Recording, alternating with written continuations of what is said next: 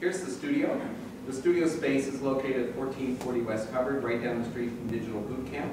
Just a little further west, in the right auction house. They are an auction house for 20th century and 21st century art and design. So that's our space. And on the walls, let's see if I have another pic. On the walls, front and back, are original, and some of them signed posters from living and deceased designers that I like. Now we see the place is totally trashed. There's a whole new layer of stuff that is from living designers and some of the younger designers that never made it to the wall yet. We're thinking about buying nails. And yeah, all of these are really unique. But what it does, it's a constant reminder to us that we're in the continuum of practice. You know, it doesn't begin with us, it doesn't end with us, we're just there.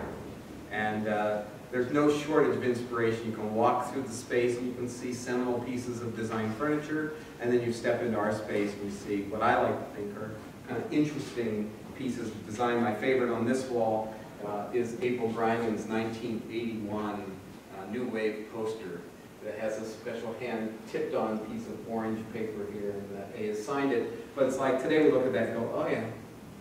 But when that was done, 1981, it was like, what the fuck? Where did that come from? And here, when Saul Bass had come to town on his last speaking tour, he signed my pay stub envelope.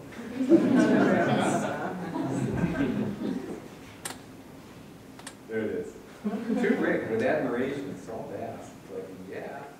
And this is another little favorite here. This is a note from Paul Rand to a printer, and it has two pieces of cutout, it was color match paper at the time. It was like silkscreen paper, big sheets of what would be like Pantone paper.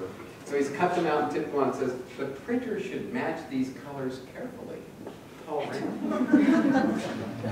Like, how polite for a guy who's like known as a bulldog. Okay, so on New Year's Eve of 2007, I didn't have anywhere to go. Life had changed for me. I had moved into the city for the first time. I moved to a Mies van der Rohe place at the top end of Lincoln Park there in Diversey. And I moved into this place that had been owned by an old grandmother type. She died at 94. She had lived in it since 73. And so I inherited, you know, bordered wallpaper that was all faded, and a kind of old pergo floor, and kind of lovely little marble thing here. It was like anti-Mies. But it was my place. And I didn't have any furniture. That was it. I had my guitar, my radio, and I thought, you know what? I have a once-in-a-lifetime chance to do the Bohemian Art Studio. Now, I'm coming off of a trip to Beijing, and on my first day there, I get a chance to go to the National Museum. And they have their floors by, they have like 4 or 5 floors. They have like the bronze floor and the, you know, the paper floor. But you go to the top floor, and it's the calligraphy floor. And on this floor, there's a scroll that's about as long as this brick wall. And it has, you know, the big brush, big loaded brush. And all across it is a rash of chops. And I say to the translator, why all the chops? You know, why did the guy who painted this feel compelled to like stamp his chop everywhere? She goes, well, if you look closely, they're not his. They're the people who wanted to let him know that they were there. They felt him. Now, essentially, every mark was the same from a distance, but up close, of course, you could see the exhale would make a little difference. And to me, that was like chilling, that the human presence would communicate, would be embodied in this little calligraphic mark.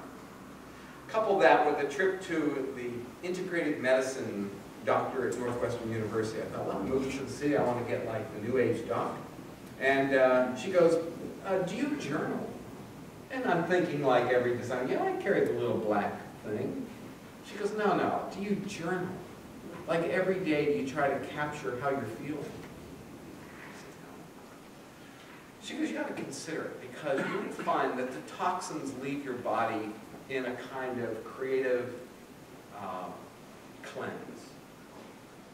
So I'm reverberating from Shanghai, I'm thinking about this, I'm reading about it. I decide I'm going to buy SUNY ink, Reeves paper. I buy 100 sheets of big Reeves paper, a couple of clips from IKEA, and I want to journal with a syringe and a foam brush, two devices that I've never used before to make marks. And so I would go home and I would just start to do this. And 575 of these later, I have found myself now at Halloween of 2008, October 31st, and I stopped. 11 months or 10 months of journaling, and I watched the line quality change. So here I am, some of it's fact, some of it's fiction, some of it's archetypes, but I'm just playing. And the amazing thing about this little methodology that I didn't anticipate was the force of gravity. Because when you paint with ink, not only is it additive, there's no undo, but as you're making a mark and you've loaded your syringe with too much stuff, it starts to drip, and all of a sudden your composition that you thought you were going to create takes on a life all of its own. So it's really about being in that 15-second present moment. So here's a few of them.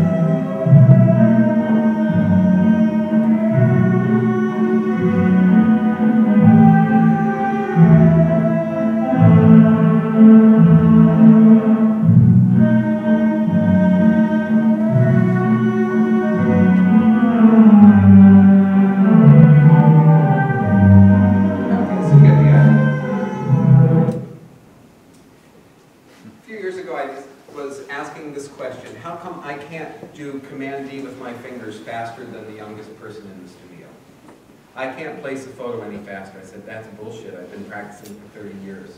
I should be able to be faster than anybody. But I wasn't. So I'm asking that question. I'm saying, okay, how can we automate InDesign? I'm tired of it being kind of like a dog Adobe program. I'm tired of being beholden to their bullshit programs for the rest of my life, but I have to be. Sorry, that's an editorial. I can go on. And I'm tired of the fact that my branding moniker, my little rap at the sales pitch, had been appropriated. So when I'd say, oh, we practice intelligent design, no longer does it mean the same thing. So I went into the studio and said, okay, we are going to take the book of Genesis, we're going to convert it to binary code, we're going to swap every 1 with a Pepsi 1 can and every 0 with a Coke 0 can, because they represent the highest level of focus group tested intelligent design. And we're going to then, because they represent red and blue, we'll make a political statement at the same time, but I want that automated. Because every character is 8 characters in binary code. Okay? And to place one page of, in the beginning God said, that's a lot of Command D. So that's the size of the publication. It's 24 pages. And that's what it starts to look like from a distance. You can see here I'm doing the, that ape turns to man evolution. And of course, when we get right here, we have the de-evolution of man. It's right there. But every 8 strokes here, this is the first name, I, N. And then InDesign was taught to sort of complete the word as the second line. So it would go around and it said, like, the word wasn't completed by the time you got to the edge of the page. There'd be a little arrow on this side, and it would take us back here to the convex arrow on that side. And then the second illuminated stroke would tell us what the word was, and that's what a page would look like, 1,600 place photos on a page. Quite often, we're asked to design things that, to promote things that don't exist. So I have 2 examples. I'll go back to that thing. This is a light design that's going to be installed in a gallery.